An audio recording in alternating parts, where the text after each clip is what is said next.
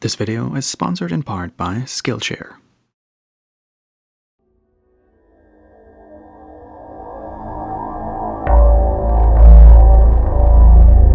Around the turn of the millennium, there came out an inconspicuous little sci-fi horror thriller named Pitch Black, in which a spaceship transporting passengers in cryostasis crash lands on a deserted planet infested by a vicious species of night-stalking carnivorous aliens. The survivors, including the famous criminal Richard B. Riddick, have to, in good old alien fashion, stand their ground against a primeval threat and find a way off this barren rock if they want to live to tell the tale. The film's plot and execution itself was considered mostly derivative at the time, although I honestly unironically enjoyed it myself from the first viewing. But within its innocuous setting slumbered a soon-to-be-tapped greater narrative universe. Pitch Black quickly garnered a cult following, mostly flocking around the deep, dark, grey anti-hero character of Riddick, as well as the insinuations of a much grander, intricate, and fascinating space opera universe that felt different, faceted, gritty, textured, and socio-politically interesting. But hey, a decent box office return, as well as a sleeper success in DVD sales, eventually convinced Universal Pictures that it's worth expanding this cinematic universe into a much bigger, grand and epic sequel, The Chronicles of Riddick, which is kind of a lovable mess in a way. And, hoo boy, a video game adaptation. Movie IP video gameizations are a dodgy topic, ain't they? 49 times out of 50, the resulting titles end up as mediocre at best cash grabs and horrible as the norm abominations that will still sell because of the name printed on the box, which keeps signaling to the bastards with the money that this is good business practice and the hamster wheel of disappointing license adaptations should be kept spinning eternally. It's great to be in the Riddick is number 50 in this case study, one of those exceedingly rare cases where the key creative people behind its production, lead writer and director David Twohy and lead actor and writer Vin Diesel, both cared a lot for the narrative universe. I can, use all of this pool of knowledge about the world and incorporate it into the video game and keep the video game consistent with the movie. Vin, really knows games, which I was really surprised about. Plays obsessively. They also understood, appreciated, and respected video games as an artistic medium enough that 2004's The Chronicle of Riddick escaped from Butcher Bay, and its 2009 sequel, Assault on Dark Athena, became Exhibit A for how movie license tie-ins are done the right way. Vin Diesel worked with and actively supported the Swedish developer studio Starbreeze in their ambitions to not just retell the film in video game form, but fully realize canon parts of Richard B. Riddick's backstory exclusively in video game form, because they all agreed that these story beats were best told interactively. In this huge epic, if you don't have the room really to explain some backstory, you cannot escape your destiny. I can escape anything. Like Butcher Bay. You can then take ideas that you don't have time for in the movie and now incorporate them into the video game in a cool way. In an era of gaming where every major release had to have a hastily produced video game tie-in to generate extra revenue, and the average movie cast voiced their lines reluctantly and only for contractual obligation because gaming was still regarded as an inferior storytelling medium not to be taken fully seriously, Diesel went the extra mile for Butcher Bay and actively contributed to the writing and game design himself. And at the same time, he respected their expertise and ensured that Starbreeze got the creative space they needed to develop a killer video game chapter of the Riddick universe. So I'm seriously excited to rediscover this somewhat neglected, highly ambitious first-person shooter, stealth, immersive sim genre hybrid together with you. A piece of video game history that still stands proud as one of the prime examples for how great movie licensed video games can be if the producers see more in them than just return on investment.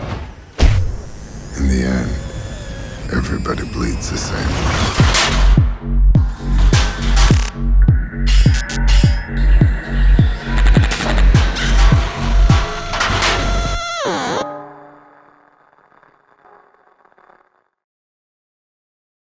Alright, before we go on, I'd like to express my thanks to Skillshare for sponsoring the making of this video. So in return, let me show you what they've got to offer to you. Skillshare is an online learning community for creatives and curious people curated specifically for convenient and efficient learning, respecting your time, free of ads and other interruptions, with thousands of classes on topics like video editing, audio recording, graphic design, 3D modeling and animation, game development, writing, like interior design, habit planning, coffee making. There's just so much. Like, let's say you want to start a podcast. I mean, why haven't you already, huh? But you don't know where to start. Then why not check out the Skillshare original class How to Make a Podcast, Plan, Record, and Launch with Success by John Lagomarsino, Head of Production at Anchor, which truly covers every aspect of what you need to know. What gear and software makes sense, how to plan and concept your format, how to record, edit, and produce, as well as where and how to publish, launch, and market your podcast. It's really good stuff and covers all the angles, from the motivation to the technicalities to the creative. Man, I should really get it together and pick my own podcast back up, huh? Anyway, Skillshare Premium costs less than $10 a month if billed annually, and if you're curious, the first 1,000 people to follow the link in my description will get an instant free trial of Skillshare Premium without forced subscription or disclosure of any payment information. Go check it out. Thanks a lot again, and now I hope you enjoy the rest of the video.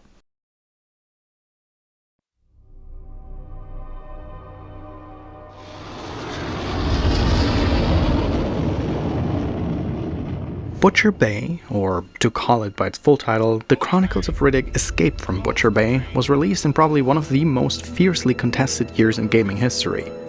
Metal Gear Solid 3, Halo 2, GTA San Andreas, the first Fable, we got Knights of the Old Republic 2, as well as Vampire the Masquerade Bloodlines, and even World of Warcraft was unleashed on us. Oh, and the Katamari. How could I forget? God, and if all of that wasn't enough, 2004 was also the seminal year in which Doom 3 went head-to-head with Half-Life 2, and also the first Far Cry. Excellent. 3 incredibly important first-person shooter releases and showcases of cutting-edge game engines of the time that shifted the technological gears towards a new era of video game history. It was a tough year to release a game and make it stand out, especially if you try to compete in the heavily fought-over first-person shooter segment. And yet, Starbreeze, a fairly unknown studio from Sweden at that time, came pretty much out of nowhere with their adaptation of Riddick, and was absolutely and totally able to go toe-to-toe with the juggernauts from Valve and id. My advice. Do like all the other fish. Among all these recent galaxy brain think pieces a la Half-Life 2 has actually always been bad, and Doom 3 was the true masterpiece of 2004 all along, and oh wait a minute, what if Doom 3's shotgun is actually genius? I'll slink into the shadows and let the Chronicles of Riddick live rent-free in my head as my personal ego shooter pinnacle of 2004. And before you get all anal, I do not count Bloodlines as an FPS in this. Like, I distinctly remember the discourse at the time about the fundamentally, revolutionarily, game-changingly new 3D technology that Doom 3 and Half-Life 2 brought to the table, which was normal mapping. It was the hot topic in the gaming press in the months preceding these games' releases. Normal mapping, which is still a common practice in real-time 3D rendering to this day, is essentially done by creating two versions of a 3D object, one with very few polygons that primarily create the silhouette of the object, and another modeled with virtually unlimited detail and whose height information then gets baked into a texture that's projected onto the low poly model. This is used to calculate light and shadows and create the illusion of height without using actual 3D geometry and saving a lot of cycles in the process. The result is that objects consisting of very little geometry appear like they contain the detail of millions of triangles without actually having to render them. It was groundbreaking in video games and perceived with collective jaws on the floor at the time. I specifically remember there was this comic that kind of put Doom as the little monster. Wait, let me...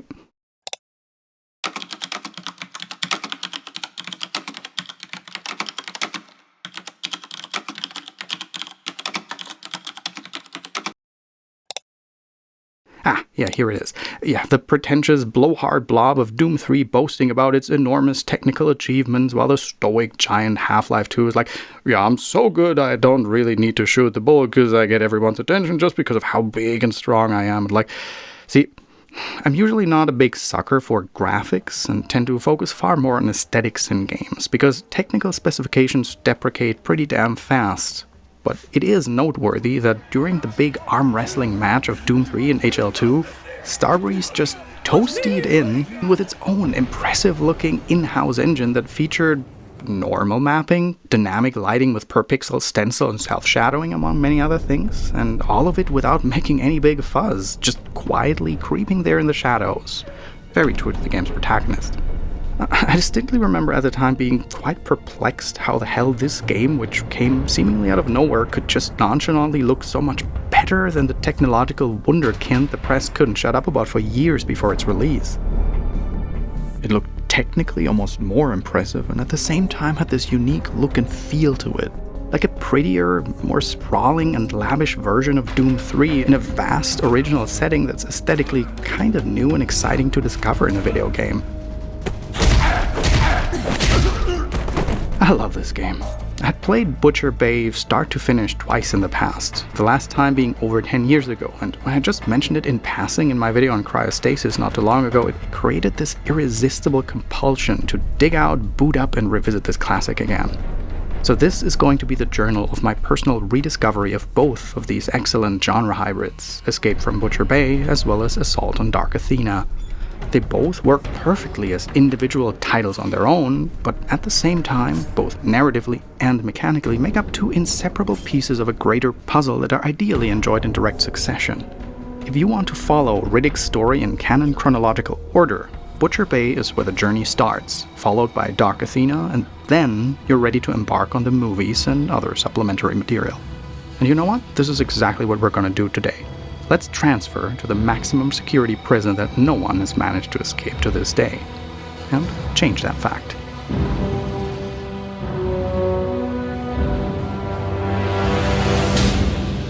The game starts as typical for a Riddick story as it can get, on a prison transport. The bounty hunter Johns, the same bastard cop as in Pitch Black, has Riddick in chains and is delivering him to the notoriously inescapable maximum security prison Butcher Bay. And I bank your bounty plus 50. Plus 50? Now come on, Johns. Greed is an ugly thing. The ship arrives at the landing platform, engulfed in heavy sandstorm clouds, and because of that, there doesn't seem to be the expected welcoming committee of highly armed prison security present. After a brief, interactive, multiple-choice conversation with Johns, Today, Johns, you get fucked. You don't move until I say so. one of the other prisoners distracts him, draws his attention away, and since we seem to be somewhat shielded by the bad weather conditions, we take the initiative and... No, that's kind of unexpected. I thought he was supposed to be alive in Pitch Black. Anyway, we also learn that the guns here that he just dropped are apparently DNA-coded, and any inmate who touches them gets electrocuted on the spot. We should get moving. I guess it's bare knuckles for now. We quickly slip away into the ventilation system before anyone notices us. On the way, overwhelm a technician in hand-to-hand combat, sneak through the shadows, and learn how the game's full-screen version of Thieves Hidden in Shadows indicator works. It desaturates and tints the whole screen with a cold bluish shader whenever you're fully hidden away, so we can use this to sneak up on unsuspecting guards and crush their larynx swiftly and mercilessly, and then hide the lifeless body in a dark corner like a good taffer. The game employs an interesting hybrid of first and third person. Most of the time we see straight through the eyes, or later the welding goggles of Riddick, but at times the camera cuts to the outside and shows him doing smoothly animated Riddick things. It was one of the first titles where I noticed this approach working surprisingly smoothly. Best of both worlds. All of this is tutorialized with on-screen prompts, and this segment turns out to be a pretty solid vertical cut through many of the mechanics we're going to regularly encounter throughout the game. It really shoots one new mechanic after the other at you, almost like on a conveyor belt. Climb up ledges, dangle along ceiling railings, refill and use health stations, outsmart more enemies with stealth, steal a shotgun, and eventually engage in open firefights. And all of this really within the first 10-15 minutes at max. And then, after fighting through some heavily armed resistance and shooting our way through the tunnels, we eventually sprint towards freedom and... Rise and shine, Riddick. It turns out that Riddick was actually still snoozing on the prison transport the whole time. This entire segment was just a little dream he's been having. Hey, you're finally awake. You were trying to cross the border, right?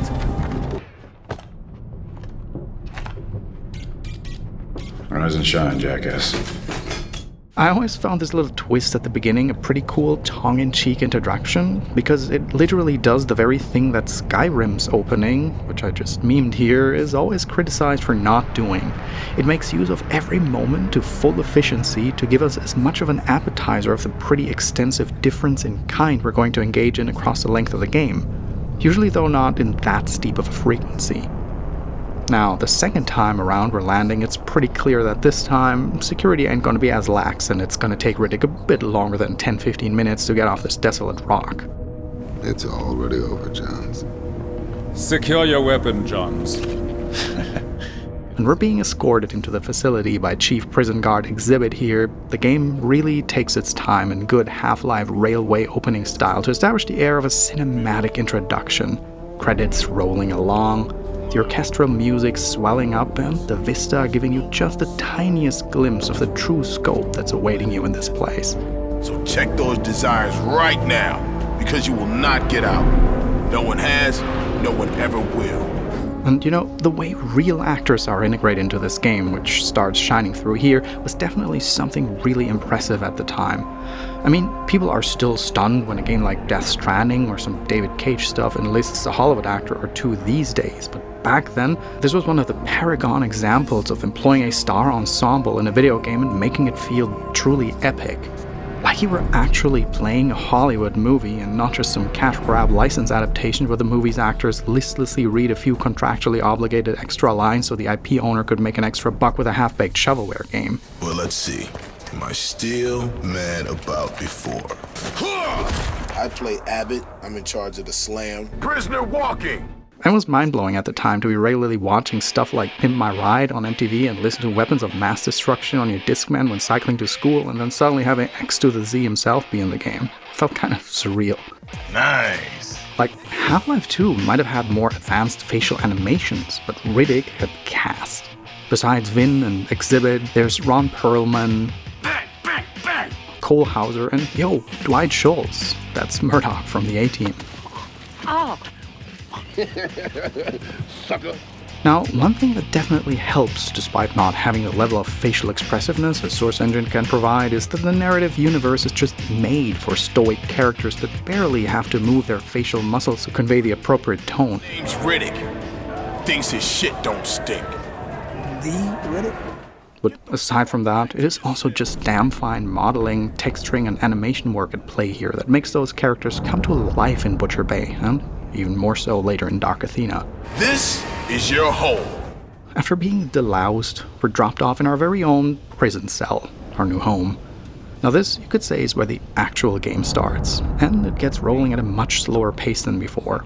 Riddick, finding the accommodations exceedingly quaint, doesn't want to stay here 1 minute longer than he has to, so we start walking around and explore, get a bit of a feel for our new home.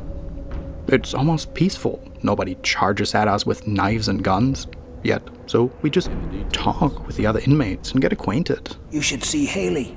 This is genuinely one of my favorite parts of this game. You regularly get into hubs that are more or less non-violent. More like in an RPG a la, say, Gothic than an all-out stealth shooter where everything that moves is automatically an adversary. You engage in multiple-choice conversations with people, find things to do for them, and trade with them, and damn, we even get to keep an actual quest log.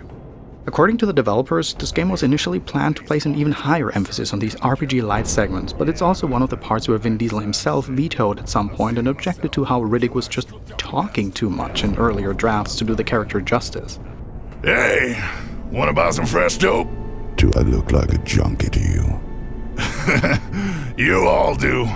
So the team, together with Vin, went and rewrote everything to make his interactions with people feel far more in line with his interpretation of the famous criminal Richard B. Riddick. And although I'd have personally loved to see more social questing in the game, I think it was ultimately a great decision because it gives Butcher Bay this incomparable iconic feel. Diesel, start to finish, delivers Riddick with the signature stone-cold, deadpan stoicism you'd expect from the movies. Truly a man of few words, and it makes his one-liners one of the genuinely most enjoyable and memorable elements of these games. Tell me, Riddick, how did it feel when you killed your first one? That's between me and him. I also really enjoy how Butcher Bay feels like a real place. Like, there's a lot of thought put into the layout and structure, into the facilities necessary to run the prison, the way they're connected through infrastructure, and the means by which the guards exert iron-fisted control over the prison population. When we step into the courtyard for the first time, we get yet another glimpse just of how vast this facility really is. This central hub here connects to multiple wings that are under the control of different gangs. Most of these areas are still off limits for now, so after talking with a few people here and there, immediately getting multiple requests to assassinate other inmates as a courtesy, we come to the conclusion that we might really benefit from having a concealed weapon in here. And luckily, Matson here is aware of our reputation and offers to provide us with a shiv. Purely for self-defense, of course. So we make our way to meet him in his cell for our little deal and... Riddick, Russ bids you welcome to Butcher Bay. Yeah, that was kind of to be expected, wasn't it? Of course, nothing is free in Butcher Bay, and since an intimidating Sigma male like us is a clear and present threat to the established pecking order, the head honcho of the ruling Aquila's clan tries to snuff us out before it can even become a problem. But the thing they don't seem to get is, you don't fuck with Riddick. These goons are barely a warm-up exercise, and after knocking their lights out, we confront the guy who tricked us into the ambush, and, well... Matson set up the ambush. But he'll turn when I tighten the screws. It was Rust. He forced me to. But I knew those goons were no match for you. I'll get you a shift to set things right. You have my word. Cross me again, and I'll have your life. Looked like he was coerced into it himself. Kind of feel bad for the guy. He now wants to make it up to us by actually delivering the shiv this time. When we meet him in his cell, finally, well, we do get our shiv this time, but damn, the game really doesn't want us to keep it for long because Rust, the Aquila's chief himself, steps in and tries to T-pose to assert dominance. I said, you're in my cell. What? Wrong. You ain't paid me for that shank, so it ain't yours. Come take it. Without great success. See this? It belongs to me. But it turns out that Abbott, the guard captain played by Exhibit, has his grimy fingers in the pie and profits from the internal inmate power structure, so he steps in to protect his prime rooster before we can seriously hurt him. It looks like Rust is becoming a serious thorn in our side, so we decide to take matters into our own hands and wreak some havoc in the Aquila wing. I really love this first prison wing segment of the game because the actions that take place always have narrative context. When the gameplay switches from RPG socializing and talking over to brawling, it always feels like a smooth transition that makes sense, story-wise. And it's not just filler fights thrown at the player because the developers are afraid people get bored too easily without having some fights here and there. The game does that with a lot of different segments that play fundamentally different from one moment to the next over the course of its playtime, and there is often no clean-cut segregation between social, melee combat, stealth elements, firefights, and more. A lot of the time it flows into each other seamlessly within the dynamic mechanical ecosystem of the game. And for some reason I still think that brawling might actually be one of my secret favorite gameplay elements. It's not super complex, you can swing and jab in 4 different directions, block, and parry and riposte your enemy's attack if you strike in the right moment. It takes a bit getting used to and feels pretty frenetic and hectic with a lot of head bob, but something about it feels satisfyingly nasty, like actual real-life fisticuffs. It's fast, kinetic, and kind of janky, but everything can be over in the blink of an eye when you get the drop on your opponent and you snag the shiv from his hands and slit his throat in one fell swoop. It's gnarly in a way that fits the gritty and ruthless setting perfectly. So after punching our way through the Aquila wing, we eventually confront Rust himself, and he's sort of the first boss fight of the game. It's the test if you really grasped the ins and outs of hand-to-hand fighting by now, because he is far more aggressive and dangerous than the regular goons we've encountered so far. But once we do, we take him out for good. That is when Abbott again steps in and offers Riddick a promotion to become the new leader of the gang. Looks like I need a new rooster. You interested? But Riddick ain't no tool for anyone's agenda. Take that as a no. Saying no to me is not the kind of mistake you want to make. This is very often how the game plays out. It is far more story and narrative heavy than you'd expect for the first-person shooter that Riddick really is at its core. You talk with people, get the right ideas, and find a way to execute them. The ideas, I mean. Or sometimes also the people, if that's necessary. We, for instance, trade some favors to buy our way into the infirmary, where we then wait for and exploit the briefest moment of inattention to overpower the guards and quickly slip away through the vent shafts. This is also where we get our first level up, if you want. The game's not really all that heavy on the RPG mechanics, but over time we encounter Butcher Bay's version of your typical post-Half-Life shooters wall-mounted med stations. I absolutely love the game's nanomed health stations. They're really easy to read game mechanically. Each station has a maximum contingency of 4 squares that refill a corresponding amount of health, and it's just so violently unpleasant and invasive. Throughout these 2 games, it's sort of like a morbid little running gag how violently nanomed medical devices invade your body to heal your organs. However, they achieve that. A med station takes away the hurt, leaves the pain. So, you have the regular med stations that heal you, and at certain key moments in the game, these huge level up stations that give you an extra health bar, and they amp up the invasive medical practices even another notch more.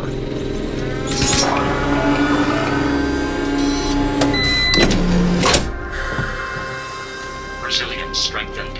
Only nanomed makes you stronger than you were. Now, the reason we broke into the infirmary to slip away like an eel in the first place is to find a covert way into the prison's data center, where the DNA imprints for the guards' firearms are being registered and stored. You remember from earlier, we as an inmate get normally electrocuted when we try to use the guards' armaments against them. This all happens, as I said, smoothly, flowing from open into restricted areas, from stealth to combat, which is impressive, but sometimes can be a bit confusing, when at times it feels somewhat unclear what the game really wants from you. I'll get into that in more detail a little bit later, because in this first segment it is still rather clear-cut and easily readable. We sneak our way through the shadows and vents until we eventually get access to the data center, get the jump on the technician there, and then imprint our DNA into the guard database and finally take up arms. Which then immediately triggers a prison-wide alarm and a squad of armed guards breaches the room, so lock and load, we got some new tools. Similar to how it went in the tutorial, the gameplay switches straight over to open firefights with very little opportunity for neck stabbing from now on, and demonstrates how much of a purebred, fun FPS game Butcher Bay can be. It is not as hyper fast-paced as a Doom or a Quake, but more on the semi-realistic combat side, with cover, leaning around it, as well as highly responsive one-hit headshot kills as central mechanical components, and only having 2 custom-assigned weapon slots from a pretty sizable arsenal available in quick selections. All of this makes the gunplay feel far closer to something like Counter-Strike than a Quake, Doom, or even a Half-Life. So we combat our way through multiple corridors of armed resistance and eventually encounter a near-invincible guard in a mecha exoskeleton in a mini-boss showdown. This guy we have to outsmart to get the drop on him and eventually get back into Gen Pop before our disappearance is noticed. Because we're trying to make use of the confusion that our little breach of security created as it degenerated into a semi-large prison riot that's currently going on. It's one recurring theme that I really adore about this game that's strongly in line with the Riddick we know from the movies. Multiple times we find ourselves as a lone wolf without allegiance in a conflict between 2 opposing parties. In this case, guards against inmates, while we exploit the situation to our advantage. Because Riddick has a plan. He wants to get into the pit, the giant hole in the courtyard, the one that was covered by steel grates before, but that has now been opened by the guards temporarily during the prison raid to dispose of dead inmates that got killed during the raid. So we have to hurry to make our way back there before the raid is over. And normally, this seems like a bad plan, because this would be a fall way too deep for anyone to survive. But you know what they say. It ain't the fall that gets you.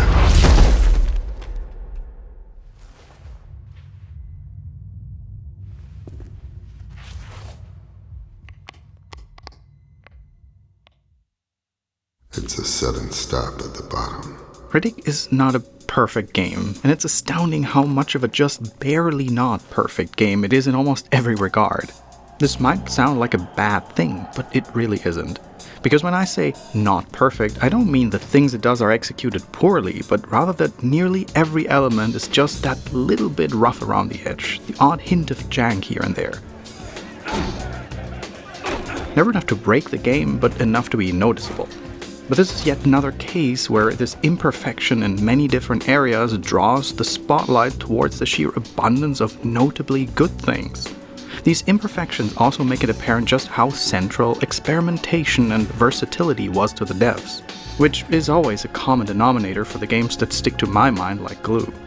Consider the decision to make the player character, despite being controlled from a first-person perspective, an actual physical body colliding with the world geometry and adhering to a set of animations that you rarely even see. It becomes apparent when you look down, for instance. You can see Riddick's feet, and you'll notice that when turning while standing still, the model first rotates the upper body on its own, and only when passing a certain threshold starts an adaptation animation to reposition the feet.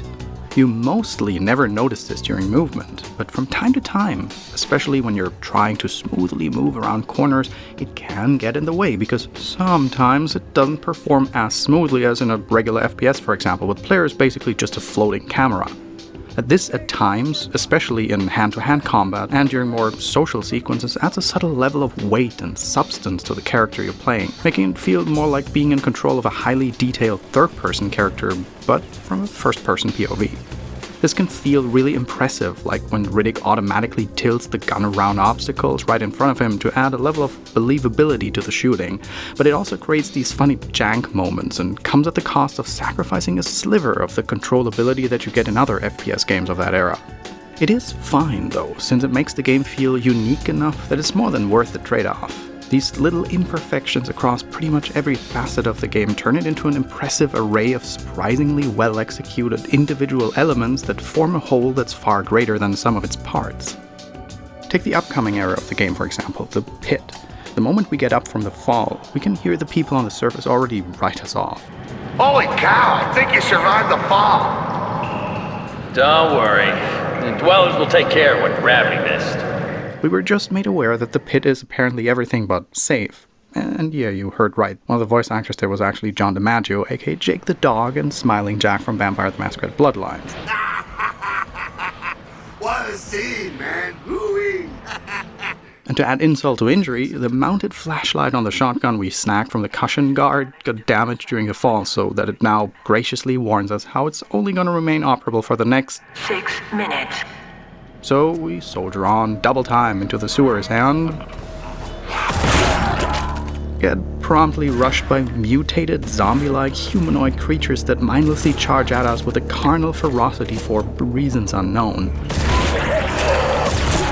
This is what I mean when I say that the game constantly switches gears, shifting pacing, rhythm, and core gameplay often from one instant to the next.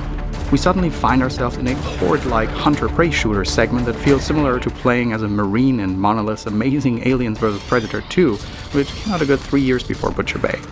It makes complete sense for the Riddick narrative universe, considering how many obvious inspirations Pitch Black took from the Alien universe. And yeah, AVP 2 was amazing, and especially being a marine was a pulse-pounding adrenaline ride because your gun and motion sensor were the only things you had to keep those swarms of xenomorphs at bay. It's similar here. The deeper we get, the darker it gets, and once our flashlight's battery inexorably dies, we have to exclusively rely on pyrotechnic flares to illuminate our surroundings step by step while the pit dwellers keep attacking us from the gloom. If only we had things like night vision available, like in the Predator campaign. Now that would certainly give us an edge in the darkness, wouldn't it? Well, luckily, down here in the sewers, we meet possibly the most significant character that makes Butcher Bay a central piece for the Riddick canon. We meet Pope Joe, a convict who lives in the facility's underbelly as a hermit and who surgically patches a grave wound on Riddick's arm. And this is the moment in which Riddick acquires his signature eye shine.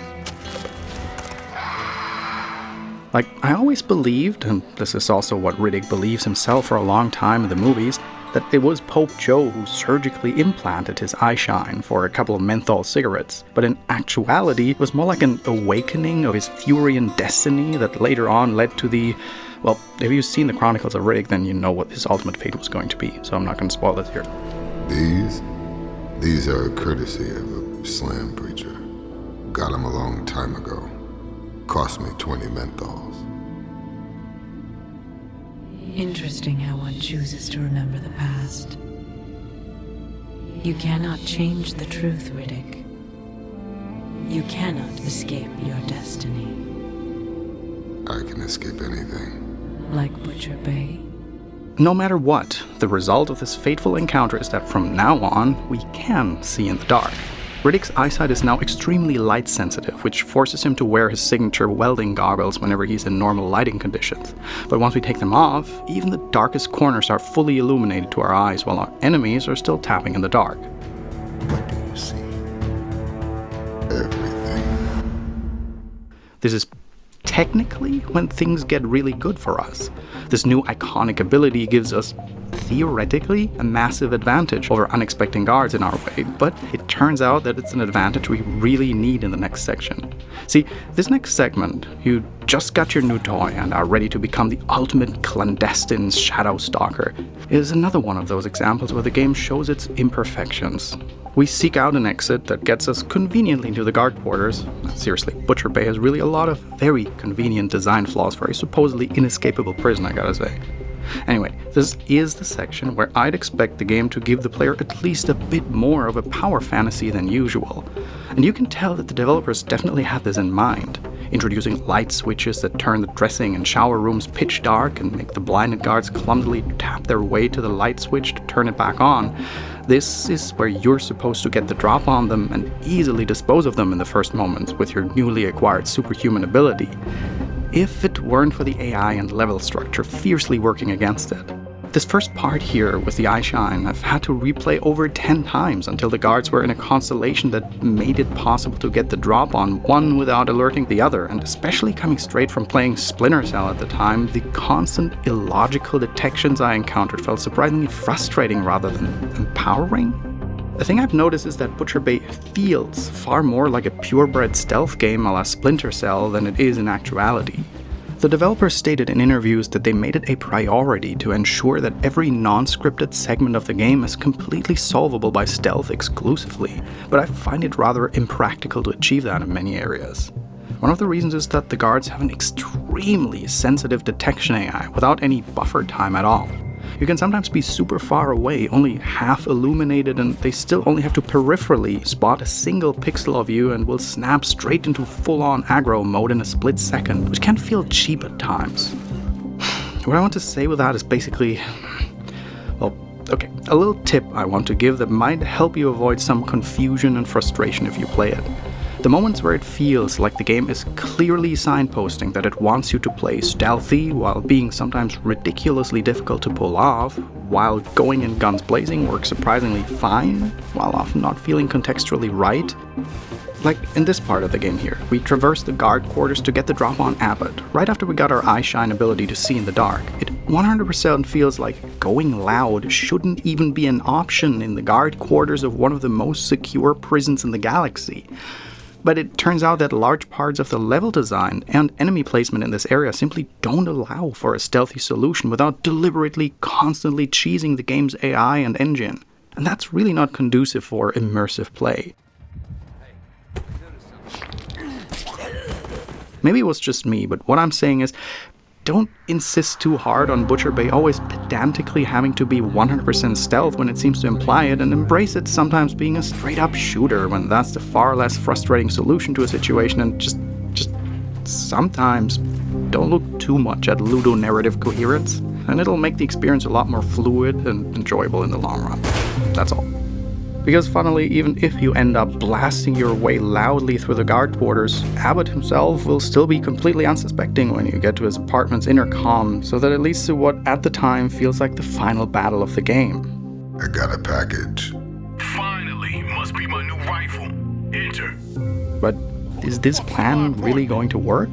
Overpower and capture the guard captain to force access to a transport ship off a stinking planet?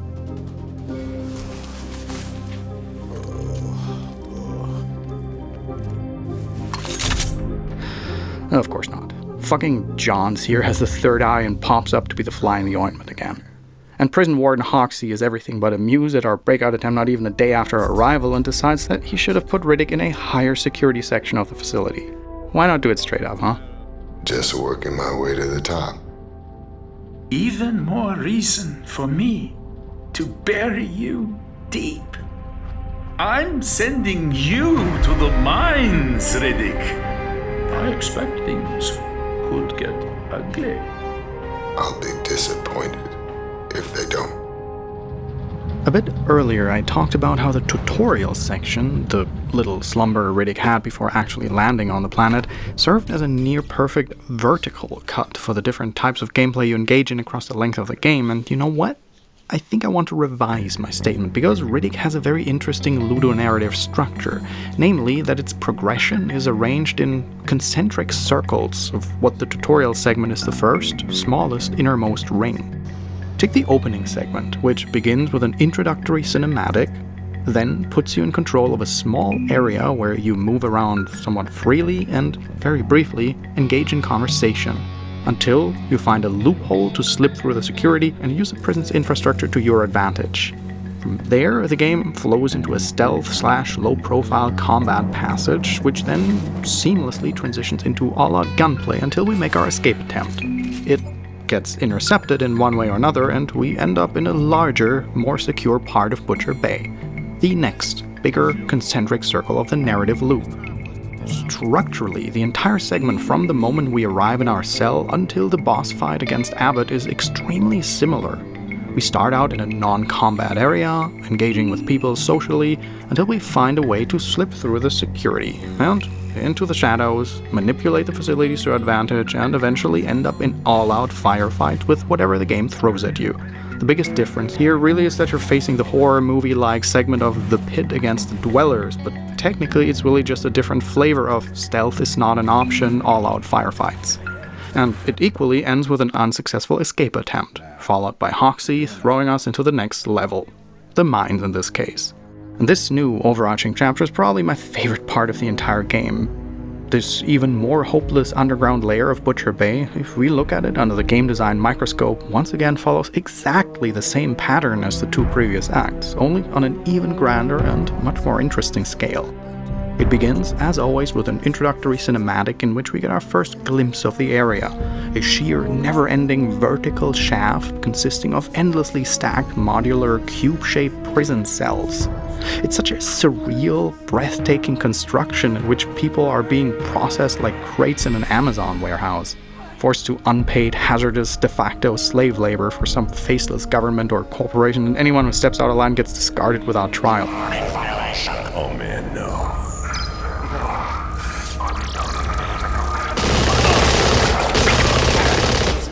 Also like an Amazon warehouse. Yeah, the name nod to Guantanamo Bay is not just a passing reference. This is the kind of hyperbolic dystopian science fiction version of a supermax prison that the real US prison industry would take admiring inspiration from in a heartbeat if the technology existed in our day and age. Commerce needs transportation. So do I. After arriving and getting our first feel for the new area, we ride the elevator down into the new gen pop of this prison wing, which is a far larger, open-ended segment than the first one, containing multiple courtyards, an infirmary, a mess hall, and even designated pit fight arena, which is not just silently tolerated by the guard staff, they actively profit off inmates beating the shit out of each other. Just like before, this is the social hub, from where everything in this chapter unfolds, but with more areas, more people, and way more quests to engage in, many of which are even entirely optional. But ultimately, we're still pursuing the exact same goal. Find a way out of here, which in this case means a way into the mines. The mines. I need to get to them. The social quests in this part of the prison take a lot longer to finish, and overall, through the scope and variety and different characters among the inmates and prison guards, the place feels even more fleshed out, organic, and like a real place than the previous act. And we also get even more of a glimpse into the surrounding narrative universe of Riddick than before. For instance, one of my favorite aspects about it is how central a part Islamic faith plays in this setting. Several of the characters in Pitch Black, for instance, were on their pilgrimage to New Mecca, which plays an even more weighted role in the sequel. And here in Butcher Bay, too, there are multiple inmates of Muslim faith who we can observe in their routines of daily prayer in the courtyard. But because they're not allowed to own prayer carpets, they're just marked on the floor as a substitute. It is details like these that make this universe feel like it has so much more potential than its pulp space opera character reveals at first glance. And this particular aspect has always struck me because, honestly, there aren't all that many benevolent portrayals of Islam to find in Western media at all, so its prominent place in the Riddick universe without any negative, Islamophobic, or scaremongering connotations whatsoever definitely deserve an honorable mention. And because there is so much more going on in this chapter of the game, we also engage far more in things like playing different factions against each other, social subterfuge, and lateral thinking than before. And your choices also branch out more. The main goal we set after a while is to somehow find a way into the infirmary, after we find that this is a surveillance-free area, so the guards can perform advanced information extraction techniques and extracurricular punitive measures on inmates. You motherfucker! How you get in there is up to you. You can either defeat all the challengers one by one in the arena until the guard in charge of the pit fights himself challenges you and take him out as well. Or, alternatively, you can get your hands on illegal narcotics and let the guards catch you carrying it on purpose. Both of these paths will draw the attention of our good old friend Exhibit, who will want a little word with us in private. I've been meaning to take the drug route every time I played the game. People who've been following me for a while know I'm usually a big sucker for any kind of social, non-violent solutions to game problems, but I've always had this weird obsession for arena/gladiator fights in video games, especially when they're embedded in something like a meta-story campaign. I don't know why, but when I play any kind of open world game and I find out there's an arena questline somewhere, I will drop everything and won't get back to the main story or anything else until I've become the champion of the arena. Don't judge me. Anyway, once we make our way into the infirmary and get Abbott to show up... You're not still mad about before, are you? Well, let's see. Am I still mad about before?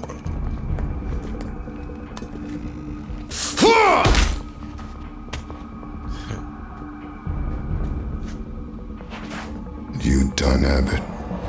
Or you need more? You're a hard-ass, Riddick. But we're about to soften you up. You don't know what you're fucking with. That is right, Riddick. They don't know. There is a fury within you, Riddick. Set it free.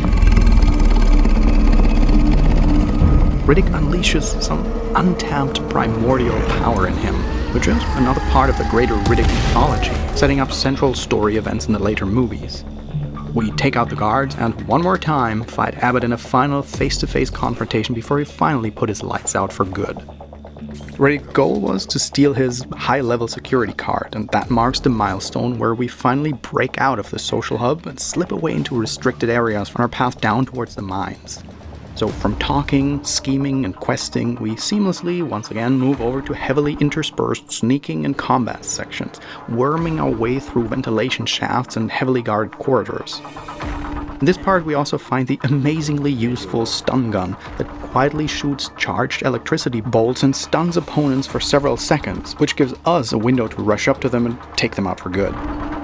It is pretty satisfying. It also feels a little bit OP for stealth gameplay because it gives you range without making a sound, and this pretty much completely overtakes how you play sneaky passengers from that point on. It is even capable of shooting light sources out, which gives you a huge advantage that you didn't have available before, at least not without making a noise, because so far every gun that we could have done that with was so loud that it would have alerted all the guards immediately. But the tranquilizer gun is quiet enough that, if you're like me, you'll end up one by one turning every room and corridor pitch black. Pun intended. Down in the mines, our goal is to seek out Jagger Valance, who's played by none other than Hellboy himself, Ron Perlman. If you take me with you. No. Nothing slows me down. Jagger is the man every inmate agreed we should talk to if we want to get out of here. He's sort of a legend among the prison population and the only one who gets into the mines without a mine pass. And he's also been anticipating our arrival. When we find him, it turns out he sees working together with us as his own ticket out of Butcher Bay as well. And his plan is to blow a big hole into the outer walls of the mines, for which he makes us backtrack all the way to the courtyards again to produce an explosive device. And once we achieve that, our explosion breaches into the deepest, most dangerous depths of the mines where something ancient and deadly is slumbering that we're about to unleash.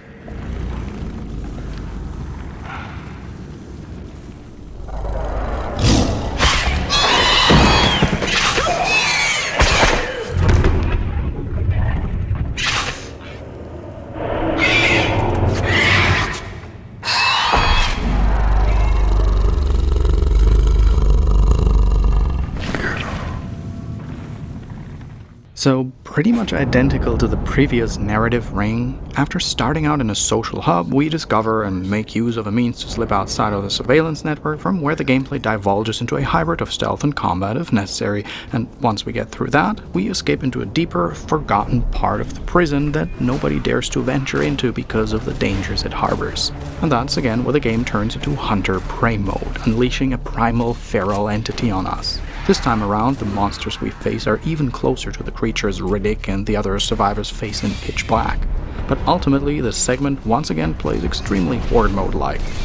A hectically find a way out as fast as possible while blasting away swarms of incoming minions with your shotgun kind of situation. And just like the pit dwellers from before, these Xenos also slightly comically explode into giblets just a little too easily to not look a bit silly. We fight our way through the dark tunnels below the mines, and after a pulse-pounding chase, we emerge in a different prison wing where we find that our intervention, unleashing the Xenos into Butcher Bay, has turned the prison once again into a state of high alert. Xeno invaders swarm in, and the security staff is completely occupied with fighting back the invading force, a situation that we shamelessly exploit to our advantage. I have compared this game to Aliens vs. Predator 2 before, and when I think about it, this part of the game now feels even more like it, but now that we're actually equipped with night vision, we're finally taking the role of the dominating predator, preying on the conflict between the Marines and the Xenomorphs for sport. It's a really cool turn of events again, observing the desperate fights between men and creature from the distance, and then regularly charging in as a third, independent party nobody expects.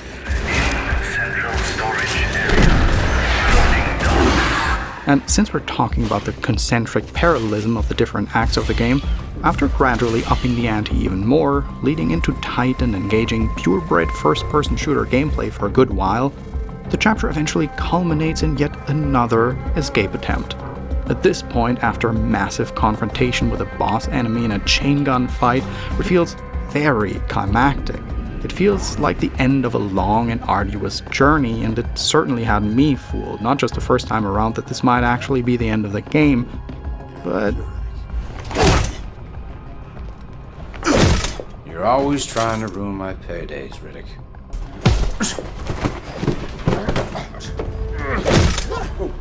It's definitely a bit comical at this point in the game, and even Riddick himself is well aware of the irony of the situation. We once again stand in front of Hoxie, and he inspects the recaptured prestige inmate, being like, well, it looks like the mines weren't secure enough for Riddick after all.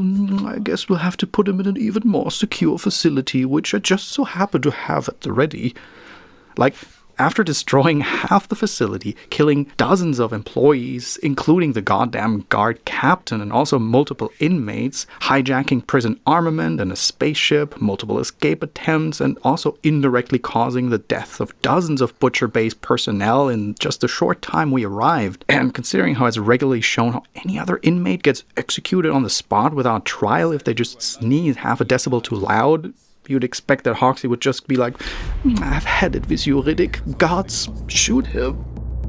But no, for some reason, Richard B. here always gets the special treatment. I assume there's probably some kind of massive monetary reward in accommodating one of the galaxy's top 10 most wanted in your facility, but it does get a bit ridiculous. Oh. Anyway, I'm glad we're not being liquidated on the spot, because the final section genuinely puts another dollop of cream on top in terms of how incredibly inhumanely commodified the prisoners are in here.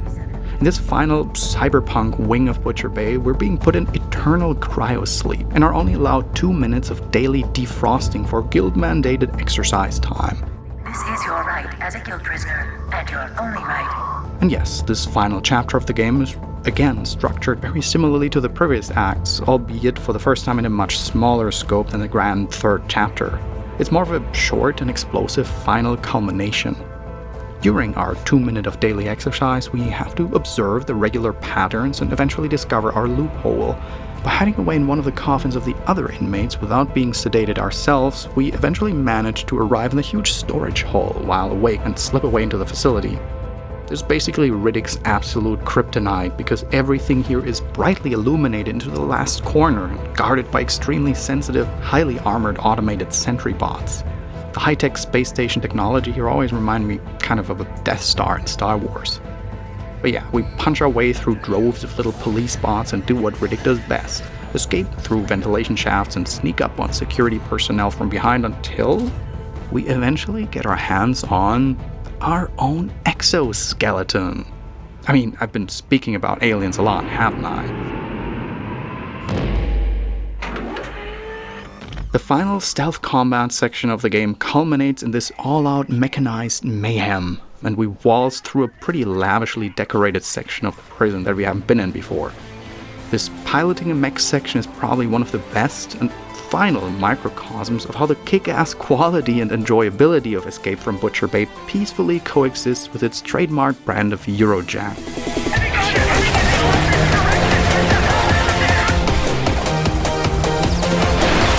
The moment we step into this thing really makes you go, hell yeah, bring it on. You'd expect to go peak badass when waltzing through almost completely defenseless waves of guards. And yeah, you do, but man, does it feel janky. I get that they were trying to recreate a sort of believable feeling of how it is to really be inside the cockpit of a bipedal robotic mech, but the aggressive camera shake and wobble with every turn and step makes controlling it so cumbersome. But hell, whatever, it's still fun even though it almost makes me vomit. I do genuinely love the mech's AI, getting passive-aggressive when we keep ignoring the never-ending onslaught of advice that keeps droning in our ears. Analysis suggestion. Pilot should turn off auto-battle analysis, as pilot seems to not. This final eruption of Riddick's "nobody can keep me locked up" crusade results in his third, fourth escape attempt? But this time, our old fly-in-the-ointment nemesis has finally had enough of Butcher Bay and Hoxie disrespecting him and is for once actually temporarily on our side and helps us escape together with him. With the intention of flying our ass to another well-paying maximum security penitentiary, of course. Hoxie too has one more ace up his sleeve and shoots our ship down with an anti-air missile. This, on the other hand, knocks Johns out cold, which Riddick exploits by taking over control and purposely crash-landing the ship straight into the warden's office. I guess you wanted Johns dead, not alive. Riddick. Where Riddick, for the first time, confronts him without any shackles or guard between him and us. Hoxie tries to haggle his sorry ass out of this quagmire and cravenly presses the panic button, which unleashes two self-camouflaging mini Gundams, sort of. Who doesn't have a mini Gundam security system installed in their office, right? And in this final fight of the game, we're only equipped with a minigun that's conveniently laying in front of us.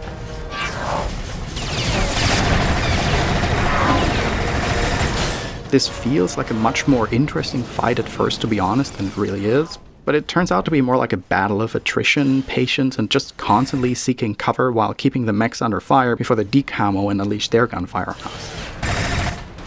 But after everything we've been through, even Hoxie's personal guard can't keep us from finally exacting our vengeance on him. Riddick decides that since he's been so obsessed with him all this time, he might as well put him in a Riddick cosplay as a parting gift.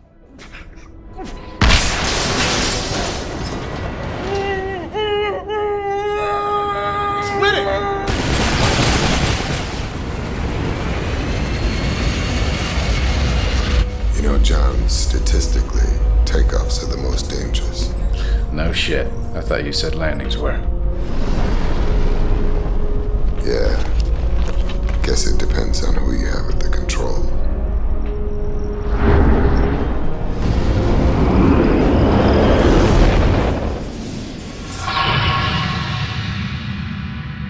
If you look at the length of this video, we're way past the half point already, and that means I've dedicated far more time to Butcher Bay than to its sequel Assault on Dark Athena, which kind of reinforces the general impression I've always had in the past that Athena is often regarded as more of a continuation, almost like a full game size story DLC expansion of the first Riddick game, and this is exactly how it felt to me when playing these games back to back.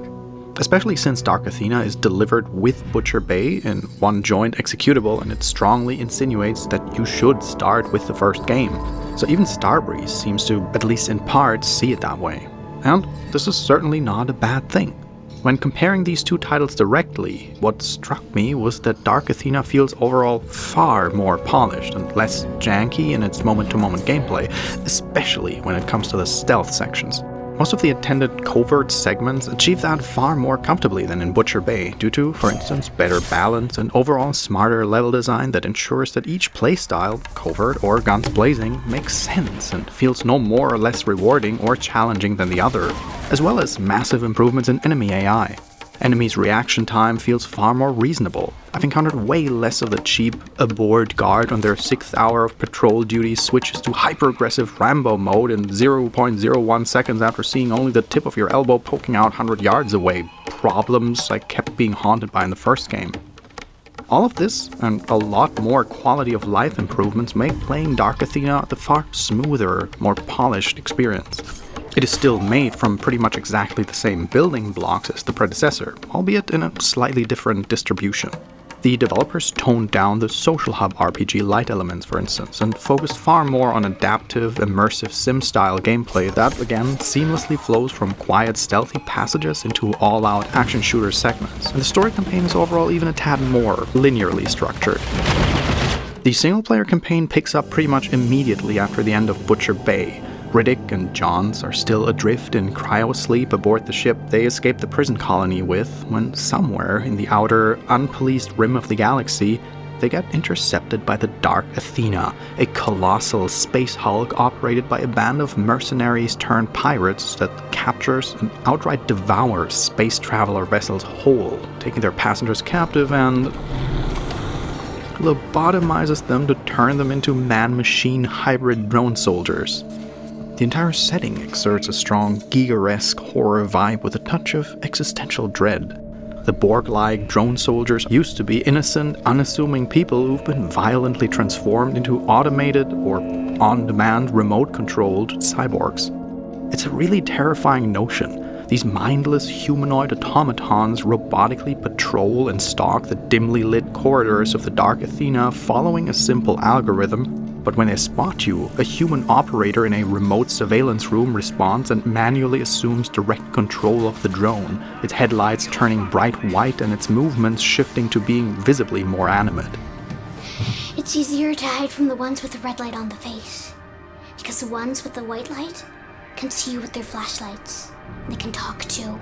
Switching to this high alert state immediately makes them far more dangerous and intimidating too.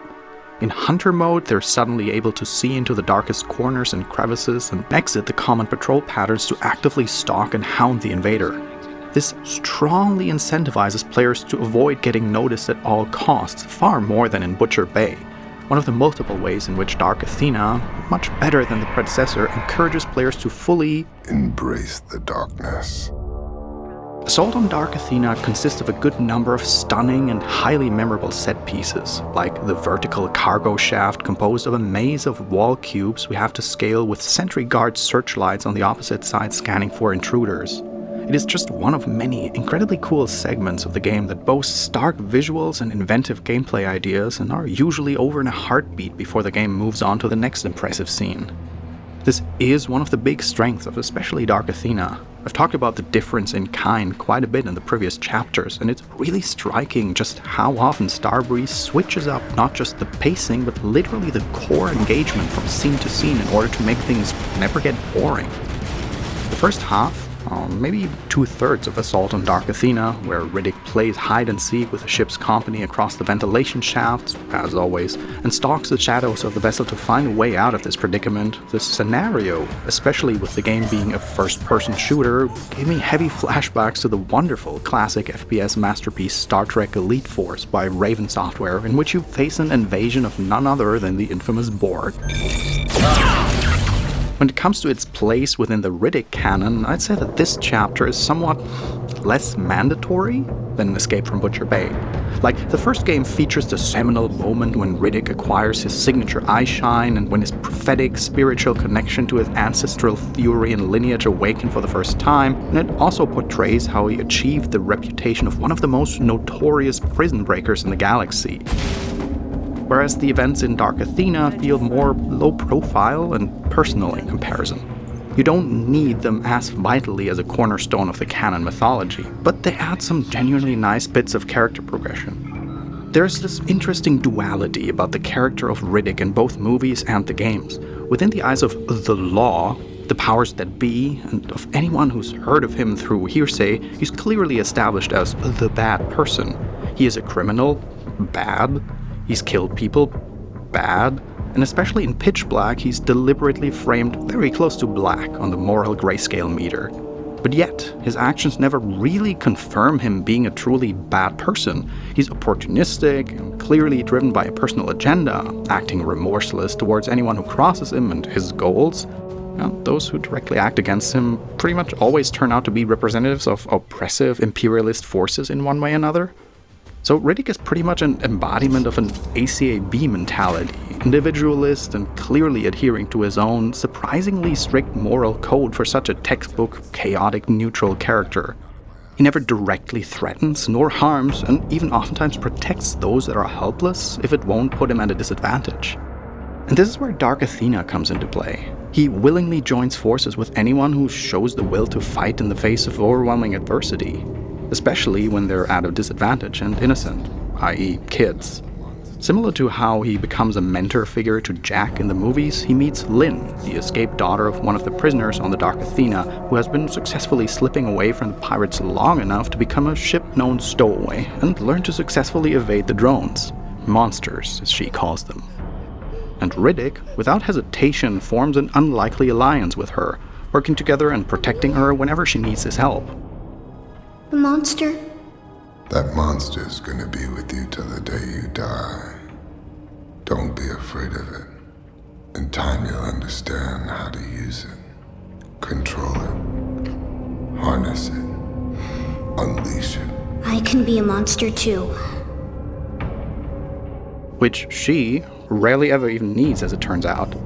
And damn, at a later point, she even managed to be a rare video game case of a non-annoying companion in an escort mission, because you can clearly tell how she fights tooth and nail and helps us out with guidance and getting things done that we're physically incapable of. I could open from inside. Watch out! They share a symbiotic bond. There's so many of them! It also helps that, just like most sections of the game, the escort missions are equally short and snappy enough to never outstay their welcome. Just a few minutes of carrying her around on the back of a mech we're piloting until the point gets across, and then the game moves on to the next change in gameplay challenge. Riot control requires extra firepower for the prisoner cleanup. The first and biggest chunk of the game takes place aboard the Dark Athena itself, and as I said, the game heavily tones down on the social elements in comparison to Butcher Bay. The only part that plays somewhat similar to the courtyard social hubs of the previous game is when we get access to the prison cells and talk with the inmates in their cells to collect information and trade favors to gradually, Metroidvania-style, unlock access to more and more areas of the ship where there's always something we need to find or get done. This place reeks of sweat and desperation. Getting info from the prisoners, not a problem. Compared to even the first, rather small chapter in the first prison wing in Butcher Bay, this is way more compact. Basically just a handful of conversations with people locked in place that kick your next goals and objective into gear from time to time. Overall, this entire huge chapter aboard the ship feels, as I said, far more like an immersive sim, with the true focus being that each new compartment of the ship we gain access to adds new and interesting alterations and challenge, scenery, and gameplay to the mix. In one part, we hunt down a notoriously sadistic crew member to enact revenge for one of the inmates, which makes us stalk after him straight through the crew quarters, taking on anyone who challenges us in straight-up hand-to-hand combat. Well, hand-to-Ulax combat, more like. I guess that's one of the most important additions that Dark Athena brings to the Riddick canon, is that this is where Riddick discovers his signature dual Ulax melee weapons. Another really fun stage has you engage in firefights within the gravity core of the ship, so it's exceedingly hard to hold onto the floor for yourself, and even tougher for your opponents, which you can and totally should use to your advantage.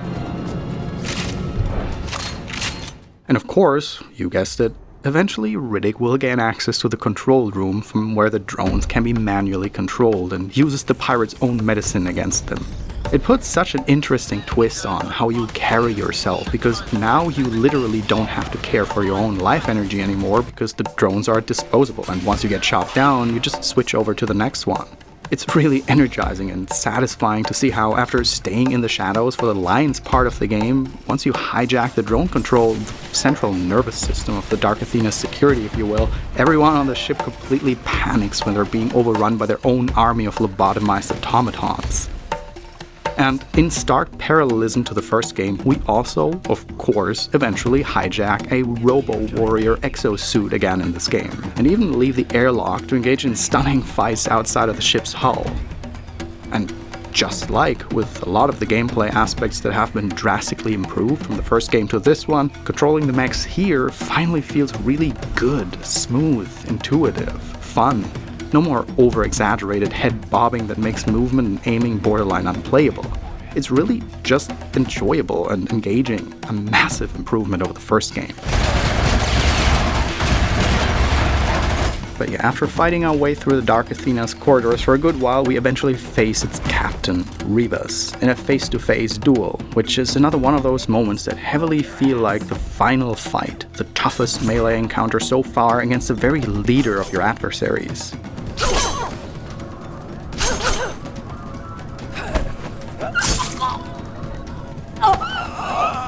Ugh, yeah, that should take care of her. After disposing of our nemesis in this game, Riddick snags the last escape pod, flees away towards the planet the ship is currently orbiting, and...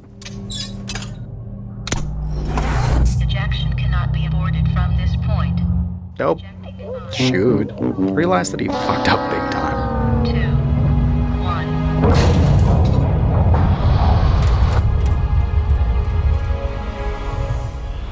So you think you can escape me? I know it. Warning 4, 3, 2, 1. The latter third of the game takes place after our pod crash lands on the shores of the colony planet Aguera Prime, a fall that we luckily survive. But then again, the fact that all of those stories precede the movies doesn't really make it very likely that Riddick would actually die from this, now does it? The old prequel conundrum. Now, I've pointed out in multiple instances before how Riddick takes often heavy and unabashed artistic inspirations from the Aliens franchise, and this next setting here is another strong case in point for that to me. The atmosphere and aesthetic of Aguera Prime have always strongly reminded me of the desaturated desolation and despair ambience of Fury 161, the prison and mining colony planet in Alien 3. The planet has been forcefully invaded and its inhabitants are in the process of being harvested by the Dark Athena's crew, and we find it in the final throes of its resistance against the assimilating drone pirate mercenary force. So we use the opportunity and the fact that we're assumed KIA from our crash landing to once again slip into the shadows after the all-out fights of the previous final act aboard the Space Hulk. The streets of Aguera Prime are probably one of my favorite sections in the game when it comes to Immersive Sim style stealth/action hybrid gameplay, because it feels the most refined and honed in the entire series by now. The drone soldiers here combing the alleys of the settlement for survivors can be keenly observed, outmaneuvered, and overpowered from many angles from the shadows without feeling linear or forced. This is probably the part where stealth felt to me the most like an open-ended dynamic puzzle, the way it's supposed to be. Incredibly rewarding when you see it through completely undetected. It gives you that good old Splinter Cell-like feeling of empowerment from the shadows that I've been sometimes missing in Butcher Bay. But at the same time, it equally leaves it up to you to engage the occupation troops guns blazing. Or, if you get caught sneaking, it lets you adapt and change strategy on the fly. And it also makes contextually more sense than in the prison of Butcher Bay. The encounters in the streets of Aguera Prime reminded me just how good of a systemic first-person shooter this game really is at its core, easily going toe-to-toe with the sheer spectacle of the resistance battles in the urban canyons of City 17 in Half-Life 2. And equally, Dark Athena really doesn't stop throwing new things at the player even late into the game. You know how especially first-person shooters in the post-Half-Life 2 era had this tendency to build a huge part of their gameplay around a physics-based gimmick gun, like the gravity gun? I talked about this recently in my cryostasis video. Well, Dark Athena features its own gimmick weapon, the Scar Gun, a multi-purpose tool primarily developed for mining operations which fires energy projectiles that stick to any surface or adversary that are then remotely detonated to create a kinetic pressure explosion. You can dispense up to 5 projectiles at the same time and then detonate them all at once, multiplying their explosive efficiency. This gun manages to turn the gameplay quite on its head and slightly dominates the final stretch of the campaign because it is strong, efficient, comes with unlimited ammo, and plays like a less goofy version of Half-Life 2's gravity gun, where you repurpose a device primarily intended to be used as a tool in creative ways to fling your opponents across the map.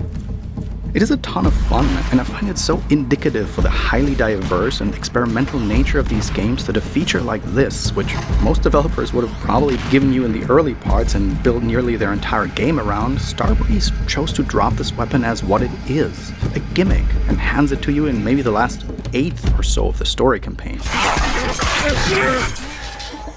Like most things, it doesn't overstay its welcome, and the segments featuring the Scar Gun are equally versatile enough that it never forces you to use it all the time. It's just the suggested approach in many corners here, because it's ultimately up to you how you fight your way back to take over the Dark Athena, which turns out to be your only way off this rock now, and brace yourself for the final showdown. I really like this game for what it is. There was not a single part about it that I found disappointing, padded too much, or stretched out too long, or boring, which is astounding considering how many different types of engagement within the framework of a first-person immersive shooter Dark Athena throws at you beat after beat. To quote lead producer Peter Vanat, most teams and groups just try to do one thing well, and we did 4 things really well. That's more than most teams can hope for. And I totally agree with that. It is all good, some of it even stellar. The sceneries and vistas are striking and memorable. Both stealth and gunplay is engaging start to finish and often leaves you seamless freedom to solve problems however you want. Characters are once again extremely well cast, acted, and motion captured, and the story it tells feels almost like a road movie chapter. A self-contained bump in the road on Riddick's journey, but ultimately nothing that you have to play for story reasons. Which is why I remain steadfast in my assessment that Assault on Dark Athena, despite being the more refined, better balanced, and polished game of the duology, still feels like a feature-length story expansion to one of my favorite first-person shooters from the 2000s. Escape from Butcher Bay, for any lover of dark sci-fi, first-person shooters, and immersive sims, is in many ways the more interesting game, mechanically and historically.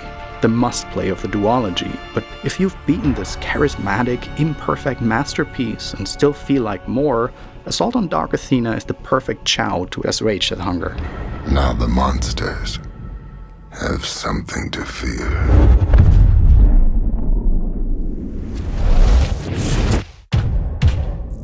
The Chronicles of Riddick Escape from Butcher Bay received rave reviews from the gaming press at the time and is often considered one of the best games of the Xbox generation. It sold well enough that it warranted an equally excellent sequel that rounded up the duology into one complete, technically optimized package for the 7th console generation. Yet, despite the critical acclaim, in recent years these games have become adrift in copyright limbo. The only straight-up way to buy the Riddick games digitally these days is getting Assault on Dark Athena, which includes the HD remaster of Butcher Bay in the Xbox 360 marketplace. The PC version has been removed from digital storefronts in 2017 indefinitely. And if you happen to still own it on Steam from before or acquire a physical copy of the PC version, you're gonna have to deal with the atrocious Tages, I don't know how it's pronounced, copyright protection system, which was designed to allow users to register their game's serial number to 3 different PCs and then put their license in a 30-day timeout until the 3 registrations are refreshed. Problem is that this disgusting piece of DRM garbage requires online servers to run a Proto-Orwellian Kraken algorithm, and guess what? It has been discontinued for a good many years by now, which means that the moment you install your legally acquired copy of the game a 3rd time, you will be locked out of installing it again from that point on and are forced to use technically illegal means to crack it if you still want to play your own game. Another case in point for why digital rights management is and always has been rubbish that invariably ends up hurting paying customers who, support games by actually buying them 100 times more than those it's meant to counteract. Because who doesn't have to deal with this crap? Yo ho ho, those who pirated from the get-go. And, well, those who bought the DRM-free GOG version, but that one's equally been discontinued since 2017. So despite admirable efforts in making a great movie license adaptation, the distribution side of this is sadly yet another case of profit-first corporations not caring for the preservation of the art one bit, which let it sadly deteriorate into a notably difficult game to attain these days, especially for PC. It is generally considered abandonware, and at the time of release of this video it is listed on various abandonware sites out there. So if you're eager to sail the grey seas, mateys, then you'd be doing so under the honorable flag of video game preservation, to keep the memory of a one-of-a-kind immersive sim first-person action-adventure genre mix alive. Well, two actually. Two of kinds. Two of one kind. Just do it. Which demonstrated admirably to future video game generations just how fucking good adaptations of movie licenses can be and how much they're capable of adding to a fascinating narrative universe bursting with potential, if only the powers that be care about more than making their shareholders happy.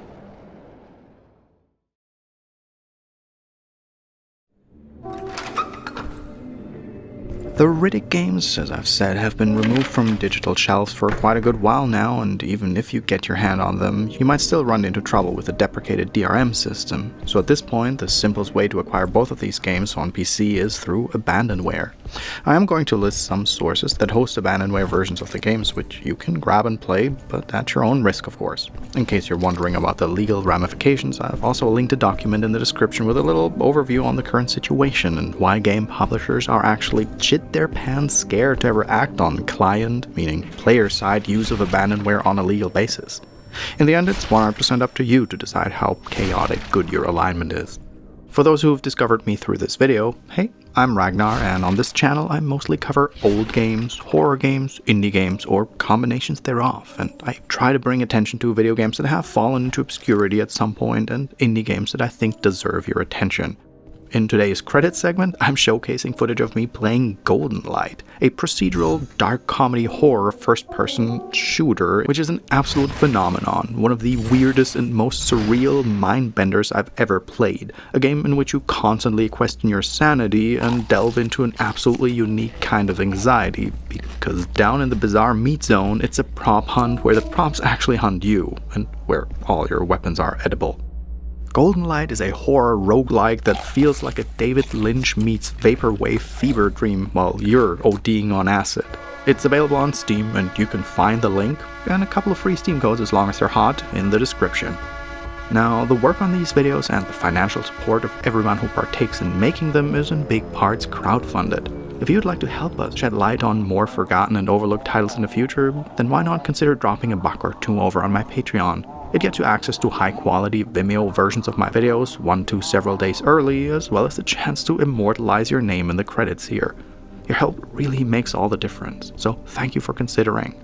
Today, my special credit shoutout goes out to these soon-to-be immortalized patrons: Jin Hansen, Matt Gretton, Isabella Stoner, Starina Abramson, Catherine Escobar, Ronan Crom aka Daniel 242172, Andrew Hines, Federico Rocha, Puka Princess, Dr. Haley Isabella Cawley, Agustin Ortega, Thor Haku, Nineball 9606, Faulty Gear, Billy Lott, Christian, Ty McCandless, Vincent Kavanaugh, Boris Bügling, Sophie Paulson, Dana Rosa, Swallowtail Knights, David Zelenak, Casper Ram, Kevin H. Yang, Cordelia Crescendo, Kerry George, Laird Wakala, Lillian B., Christine, Alex Popov, Hunter Crawford and Margaret Strawn, Raul Blanco, Chuck Taylor, Chris Z., Kelly Michelle Russell, Lawrence E. Buben, Cannon Ward, Quentin Podon, Norbert Gerard Martinka, Shannon Blue, Thwagam, Refkins, Pablo Arcelos, Terry Collins, Max Macula, Morgan Kay, Ian Rhodes, The Spiral Architect, Wang Wu, Giselle Almonte, Corey Marr, and Nikon the Brave. Until next time, ta-ta.